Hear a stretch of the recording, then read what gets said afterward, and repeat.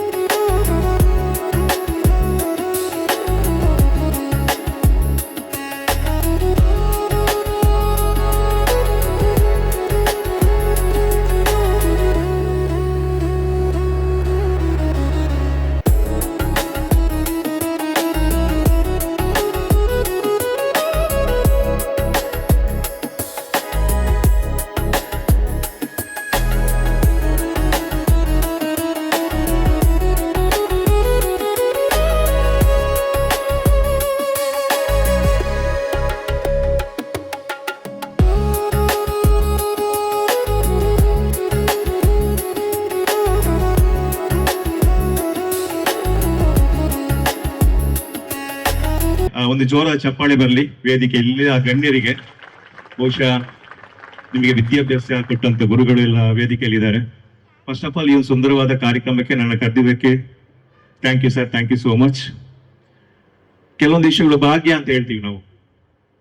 ಎಷ್ಟೋ ಕಡೆ ಕೆಲವು ದೇವಸ್ಥಾನ ಆಗಿರ್ಬೋದು ಅಥವಾ ಕೆಲವೊಂದು ವೇದಿಕೆ ಆಗಿರ್ಬೋದು, ಕೆಲವೊಂದು ಪ್ರವಾಸಿ ತಾಣಗಳಾಗಿರ್ಬೋದು, ನಾವು ಹೇಳ್ತಾ ಇರ್ತೀವಿ ಹೋಗ್ಬೇಕು ನೋಡ್ಬೇಕು ಅಂತ.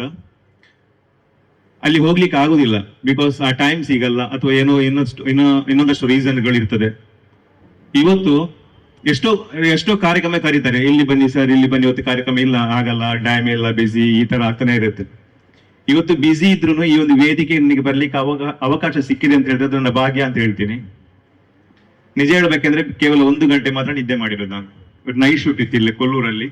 ಬೆಳಿಗ್ಗೆ 7:30 ಬಂದಿದ್ದು ರೂಮಿಗೆ, 8:30 ಅಲ್ರಾಮ್ ಇಟ್ಟು ಎದ್ದು ರೆಡಿಯಾಗಿ ಇಲ್ಲಿ ಬಂದಿರೋದು ನಾನು. ಅದಕ್ಕೆ ನಾನು ಹೇಳಿದ್ದು ಭಾಗ್ಯ ಅಂತ. ಎಲ್ಲ ವೇದಿಕೆಗಳು ಸಿಗಲ್ಲ ಹೋಗ್ಲಿಕ್ಕೆ. ಬಹುಶಃ ನಿಮ್ಮನ್ನೆಲ್ಲ ನೋಡುವಂತ ಒಂದು ಅವಕಾಶ ಭಾಗ್ಯ ನಮಗೆ ಸಿಕ್ಕಿದೆ. ಇಂಥ ವೇದಿಕೆಗಳು ಸಿಕ್ಕಾಗ ಒಂದೇ ನಮ್ಗೆ ಹೇಳಲಿಕ್ಕೆ ಇರೋದು ಥ್ಯಾಂಕ್ ಯು. ಯಾಕೆ ಅಂತ ಹೇಳಿದ್ರೆ ಇವತ್ತು ನಾವು ಇಲ್ಲಿ ನಿಂತು ಮಾತಾಡ್ಲಿಕ್ಕೆ ಕಾರಣಗಳು ನೀವು ಕೊಟ್ಟಂತ ಪ್ರೋತ್ಸಾಹದಿಂದ ನಾವು ನಿಂತಿರೋದಿಲ್ಲಿ. ನಾವು ಏನೇನು ಅಲ್ಲ, ನಿಮ್ಮ ಪ್ರೋತ್ಸಾಹದಲ್ಲಿದ್ರೆ ನಾವೇನೇನು ಅಲ್ಲ. ನಮ್ಮನ್ನಿಷ್ಟು ಎತ್ತರದ ಮಟ್ಟಕ್ಕೆ ಬೆಳೆಸಿದ್ ನೀವೆಲ್ಲರೂ. ಇನ್ನು ಮುಂದೆ ಕೂಡ ನಿಮ್ಮ ಪ್ರೋತ್ಸಾಹ ಇರಲಿ ಅಂತ ಕೇಳ್ಕೊಳ್ತಾ ಇದ್ದೀನಿ. ಇನ್ನೊಂದಂತ ಹೇಳಿದ್ರೆ, ಫಸ್ಟ್ ಇಲ್ಲಿ ನಾನು ಬಂದಾಗ ಎಲ್ಲ ಇಲ್ಲಿ ಇಂಗ್ಲಿಷ್ ಅಲ್ಲಿ ಮಾತಾಡ್ತಿದ್ದಾರೆ, ವೆಲ್ಕಮ್ ಅದಿದೆಲ್ಲ. ನಂಗೆ ಭಯ ಆಗ್ಲಿ ಶುರು ಆಯ್ತು, ಡಬ್ಬ ಹೊಡಿಲಿಕ್ಕೆ ಶುರು ಆಯ್ತು. ನಾನು ಕಲ್ತಿದ್ದೆ 10ನೇ ಕ್ಲಾಸ್. ಎಂತ ಮಾತಾಡೋದು ಈಗ, ಸಪೋಸ್ ಯಾರಿಗೆ ಸಹ ಕನ್ನಡ ಬರೋದಿಲ್ಲ, ಇಂಗ್ಲಿಷ್ ಅಲ್ಲಿ ಮಾತಾಡ್ಬೇಕಂತ ಭಯ ಶುರು ಆಯ್ತು. ಮತ್ತೆ ಪ್ರಿನ್ಸಿಪಲ್ ಸರ್, ನಮ್ಮ ಡೈರೆಕ್ಟರ್ ಸರ್ ಆಗ್ಲೇ ಹೇಳಿದ್ರು ಆಲ್ಮೋಸ್ಟ್ ಎಲ್ಲ ಕನ್ನಡದವರೇ ಇದ್ದಾರೆ ಅಂತ ಹೇಳಿ. ಸೊ ಅದಕ್ಕೆ ಖುಷಿ ಆಯ್ತು, ನೋಡುವ ಕನ್ನಡ ಮಾತಾಡುವ ಅಂತ. ಎಲ್ಲ ಕನ್ನಡ ಅರ್ಥ ಆಗ್ತದಲ್ಲ? ಅರ್ಥ ಆಗ್ತದಲ್ಲ? ಕೇಳ್ದಿಲ್ಲ ನಂಗೆ, ಸ್ವಲ್ಪ ಅಮ್ಮ ಸಹ ಹೇಳ್ತಾರೆ ಕಿವಿ ಕೇಳುದಿಲ್ಲ ಕರ್ಮ ಅಂತ. ಗಟ್ಟಿ ಮಾತಾಡಿದ್ರೆ ಕೇಳ್ತದೆ ನಂಗೆ. ಅರ್ಥ ಆಗ್ತದಲ್ಲ? ಓಕೆ. ಬಹುಶಃ ಇವತ್ತು ಒಂದಷ್ಟು ನಮ್ಮ ಈ ಕಾಲೇಜಲ್ಲಿ ಒಂದಷ್ಟು ಸುಮಾರು ಕಾಲೇಜುಗಳು ಇಲ್ಲಿ 20-30 ಕಾಲೇಜು ಭಾಗವಹಿಸ್ತಾ ಇದೆ. ಸುಂದರವಾದ ಕಾರ್ಯಕ್ರಮ, ಬೇರೆ ಬೇರೆ ಕಾಂಪಿಟೇಷನ್ಗಳಿವೆ. ಭಾಗವಹಿಸುವಂತ ಎಲ್ಲ ಕಾಲೇಜಿನ ವಿದ್ಯಾರ್ಥಿಗಳಿಗೆ ಆಲ್ ದ ಬೆಸ್ಟ್ ಹೇಳ್ತಾ ಇದ್ದೀನಿ. ಯಾರು ಗೆದ್ರು, ಯಾರು ಸೋತ್ರು, ಯಾರು ಬೇಜಾರು ಮಾಡ್ಲಿಕ್ಕಿಲ್ಲ. It's competition. ನಿಮಗೆ ಮೊದಲೇ ಗೊತ್ತಿದೆ, ಸೋಲೆ ಗೆಲುವಿನ ಮೆಟ್ಟಿಲಿತ್ತು. ಒಂದು ಇದಾದ್ರೆ ಇನ್ನೊಂದು ಟ್ರೈ ಮಾಡ್ಬೇಕು ನಾವು ಅಷ್ಟೇ. ನಾವು ಅದೇ ರೀತಿ ಇಲ್ಲಿ ಬಂದವರು. ಬಹುಶಃ ನಾನು ಇಂಡಸ್ಟ್ರಿಗೆ ಬಂದು ಈಗ 10 ವರ್ಷ ಆಯ್ತು. ನಾನು ಇಂಡಸ್ಟ್ರಿಗೆ ಬಂದಿದ್ದೆ ನನ್ನ 40ನೇ ವರ್ಷದಲ್ಲಿ. ಮಿಕ್ಕಿದ 40 ನನಗೆ ಯಾವಾಗ ನಾನೊಂದು ಆಕ್ಟರ್ ಆಗ್ಬೇಕು, ನಾನು ಕಲಾವಿದನಾಗ್ಬೇಕು ಅಂತ ಆಸೆ ಬಂದಿದ್ದ ಆ ಕ್ಷಣದಿಂದ 10-20 ವರ್ಷ ವೇಟ್ ಮಾಡಿದ್ದೀನಿ ನಾನು ಆ ಒಂದು ಅವಕಾಶ ಸಿಗ್ಲಿಕ್ಕೆ. ಹಾಗೆ ನಿಮ್ಗೆ ಕೂಡ ಇವತ್ತು ಈ ಕಾಂಪಿಟೇಷನ್ ಅಲ್ಲಿ ಏನೋ ಒಂದು ಪ್ರಶಸ್ತಿ ಸಿಗ್ಬೇಕು ಅಂತ ಆಸೆ ಪಟ್ಟಿರ್ತೀರಾ. ಅದು ಇವತ್ತಲ್ಲ ನಾಳೆ ಬಂದೇ ಬರ್ತದೆ. ಬಟ್ ಆ ಪ್ರಯತ್ನ ಕೈ ಬಿಡಬಾರ್ದು ಅಷ್ಟೇ. ನಿಮಗೆ ಒಂದು ವಿದ್ಯಾರ್ಥಿಗಳಿಗೆ ಏನಾಗ್ಬೇಕು ಅಂತ ಗೊತ್ತಿರಬೇಕು. ನಾನು ಅಂದ್ರೆ ಲೈಕ್ ನಿಮ್ಮ ಒಳಗೆ ಒಂದು ಗಟ್ಟಿತನ ಇರ್ಬೇಕು. ಅದು ಆಕ್ಟರ್ ಆಗಿರ್ಬೋದು, ಸ್ಪೋರ್ಟ್ಸ್ ಮ್ಯಾನ್ ಆಗಿರ್ಬೋದು, ಅಥವಾ ಬೇರೆ ಏನೋ ಕ್ಷೇತ್ರ ಆಗಿರ್ಬೋದು. ಬಟ್ ಅಲ್ಲಿ ನಾವೊಂದು ಒಳಗೊಂದು ಗಟ್ಟಿತನ ಇದ್ರೆ ಮಾತ್ರ ಅದನ್ನು ನಾವು ರೀಚ್ ಮಾಡ್ಲಿಕ್ಕೆ ಸಾಧ್ಯ, ಗುರಿ ಮುಟ್ಲಿಕ್ಕೆ ಸಾಧ್ಯ. ಅದನ್ನ ಯಾವತ್ತು ಬಿಡ್ಬೇಡಿ, ಯಾರು ಏನ್ ಹೇಳಿದ್ರು ಬಿಡ್ಬೇಡಿ. ನಿಮಗೆ ನಿಮ್ಮ ಮೇಲೆ ಕಾನ್ಫಿಡೆನ್ಸ್ ಇರ್ಲಿ. ಹಿಂದೆ ಆಚೆ ಈಚೆ ಸುಮಾರು ಮಾತುಗಳು ಬರ್ತಾ ಇರ್ತವೆ, ಏನೇನೋ ಬರ್ತಾ ಇರ್ತದೆ, ಅವನಿಗೆ ಆಗಲ್ಲ ಅಥವಾ ಇನ್ನೇನೇನೋ. ಬಟ್ ನಿಮ್ಗೊಂದು ಕಾನ್ಫಿಡೆನ್ಸ್ ನಿಮ್ಮ ಮೇಲೆ ಇರಬೇಕು. ಅದು ಇದ್ರೆ ಮಾತ್ರ ಆ ಗುರಿಯನ್ನು ಮುಟ್ಲಿ ಖಂಡಿತ ಸಾಧ್ಯ ಆಗ್ತದೆ. ಇಷ್ಟೇ ಹೇಳ್ಬೇಡಿ, ಜಾಸ್ತಿ ಮೋಟಿವೇಶನ್ ಹೇಳಲಿಕ್ಕೆ ಬರಲ್ಲ ನಂಗೆ. ಏನಾದ್ರು ಯಾರಾದ್ರೂ ಕೇಳಿದ್ರೆ ಆನ್ಸರ್ ಹೇಳ್ಬೋದು, ಕಾಮಿಡಿ ಮಾಡ್ಬೋದು, ಇಬ್ರು ಬಂದು ಸ್ಕಿಟ್ ಮಾಡ್ಬೋದು ವೇದಿಕೆಯಲ್ಲಿ. ಬೇಕಾದ್ರೆ ರೆಡಿ ಇದ್ದೀನಿ ನಾನು, ಒಂದ್ 5 ನಿಮಿಷ. ಮಾತಾಡ್ಲಿಕ್ಕೆಲ್ಲ ಬರಲ್ಲ ಜಾಸ್ತಿ. ಬೇಬಿ ದೊಡ್ಡ ದೊಡ್ಡ ಇಲ್ಲಿ ಗಣ್ಯರಿದ್ದಾರೆ, ಮೋಟಿವೇಶನ್ ಮಾತುಗಳನ್ನ ಹೇಳಲಿಕ್ಕೆ. ಅಷ್ಟೇ ಹೇಳಬಲ್ಲೆ. ಆ್ಯಂಡ್ ಅದೇ ಆಗ್ಲೇ ಹೇಳಿದೆ, ಇಂಥ ವೇದಿಕೆಯಲ್ಲಿ ಸಿಕ್ಕಿದಾಗ ನಮಗೆ ಥ್ಯಾಂಕ್ ಹೇಳಲಿಕ್ಕೆ ಮಾತ್ರ ಸಾಧ್ಯ. ಒಂದಷ್ಟು ಸಿನಿಮಾಗಳನ್ನ ಗೆಲ್ಸಿದ್ದೀರಾ, ಕಾಂತಾರ ಆಗಿರ್ಬೋದು, ಸೂಪರ್ ಸೋ ಆಗಿರ್ಬೋದು, ಇತ್ತೀಚೆಗೆ ಬಂದ ಸಿನಿಮಾ. ಇನ್ನು ಮುಂಬರುವ ಸಿನಿಮಾಗಳು ನಮ್ಮ ದಕ್ಷಿಣ ಕನ್ನಡದಾಗಿರ್ಬೋದು, ಇಡೀ ಕರ್ನಾಟಕದಾಗಿರ್ಬೋದು ಒಳ್ಳೊಳ್ಳೆ ಸಿನಿಮಾ ಖಂಡಿತವಾಗಿ ಗೆಲ್ಸಿ ಅಂತ ಕೇಳ್ಕೊಳ್ತಾ ಇದ್ದೀನಿ. ಅದೇ ರೀತಿ ಈಗೊಂದು ಮಾರ್ನಮಿ ಅಂತ ಒಂದು ಸಿನಿಮಾ ರಿಲೀಸ್ ಆಗಿದೆ. ಎಷ್ಟು ಜನ ಗೊತ್ತಿದ್ಯಾ? ಮಾರ್ನಮಿ ಅಂತ ಸಿನಿಮಾ ರಿಲೀಸ್ ಆಗಿದೆ, ಗೊತ್ತಿದ್ಯಾ? ನಮ್ಮ ಕುಂದಾಪುರದವರ ಡೈರೆಕ್ಟರ್, ಅದು ಗೊತ್ತಿದ್ಯಾ? ರಿಷಿ ಶೆಟ್ಟಿ ಅಂತ ಕುಂದಾಪುರದ ಡೈರೆಕ್ಟರ್, ಅವ್ರು ಫಸ್ಟ್ ಡೆಬ್ಯೂ ಡೈರೆಕ್ಟರ್. ಅವರು ಒಂದು ಒಳ್ಳೆ ಸಿನಿಮಾ ಮಾಡಿದ್ದಾರೆ. ದಯವಿಟ್ಟು ಎಲ್ಲರೂ ನೋಡಿ. ಆಕ್ಚುಲಿ ರಾಂಗ್, ಈ ಟೈಮಲ್ಲೆಲ್ಲ ಸ್ಟೂಡೆಂಟ್ಸ್ಗೆ ಸಿನಿಮಾ ನೋಡಿ ಅಂತೀನಿ, ಎಕ್ಸಾಮ್ ಟೈಮ್ ಹತ್ರ ಬರ್ತಿದೆ. ಆದ್ರೂ ಬಿಡಿಸಿದಾಗ ಎಕ್ಸಾಮ್ ಅಲ್ಲಿ ಆದ್ಮೇಲೆ ಆರಾಮ್ಸೆ ನೋಡಿ. ಚೆನ್ನಾಗಿ ಓದಿ, ಚೆನ್ನಾಗಿ ಎಕ್ಸಸೈಸ್ ಮಾಡಿ, ಸಮಯ ಸಿಕ್ಕಾಗ ಮಿತವಾದ ಫುಡ್ ತಿನ್ನಿ. ಅಂಡ್ ನಿಮ್ಮ ಅಂಗೈಯಲ್ಲೇ ಇದಿದೆ, ಏನು ಪ್ರಪಂಚ ಇದೆ, ಅದನ್ನ ಚೆನ್ನಾಗಿ ಬಳಸ್ಕೊಳ್ಳಿ. ನಿಮ್ಮ ತಂದೆ ತಾಯಿಯ ಆಸೆ ಈಡೇರಿಸ್ಕೊಳ್ಳಿ. ಅಷ್ಟೇ ಹೇಳಬಲ್ಲೆ. ಒಂದ್ಸಗೆ ನಿಮ್ಗೆಲ್ರಿಗೂ ಆ ದೇವರು ಆಯುರ್ವೇದಿಕ ಸುಖ ಸಂಪತ್ತು ಕೊಟ್ಟು ಕಾಪಾಡಲಿ. Thank you so much.